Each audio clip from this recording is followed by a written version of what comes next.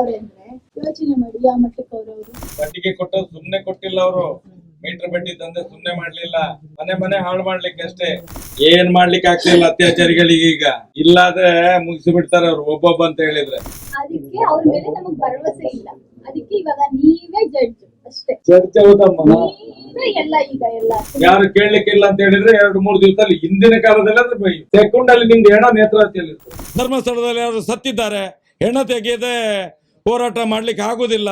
ಶ್ರದ್ಧಾಂಜಲಿ ಸಭೆ ಎಲ್ಲ ಮಾಡಿದ ಮೇಲೆ ಹೋರಾಟ ಇನ್ನು ಆಗ್ತದೆ, ಈ ವಾರದಲ್ಲಿ ಆಗ್ತದೆ. ಅತ್ಯಾಚಾರಿಗಳು ಯಾರು ಅಂತ ತಿಳ್ಕೊಳ್ಬೇಕು ನಿಮ್ಗೆ. ಯಾರು ಇದನ್ನು ಸ್ಟೇ ಮಾಡಿದ್ದಾರೆ ಅವರೇ ಅತ್ಯಾಚಾರಿಗಳು. ಇದನ್ನೆಲ್ಲ ಸರ್ಕಾರಗಳು ಒಪ್ಕೊಳ್ಳಿ.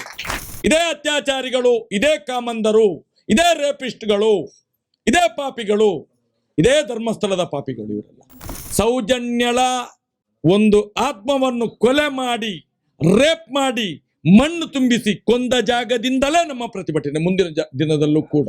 ಈ ಜನಶಕ್ತಿಯಿಂದಲೇ ನಾವು ನ್ಯಾಯವನ್ನು ಜಗತ್ತಿಗೆ ತೋರಿಸ್ತೇವೆ.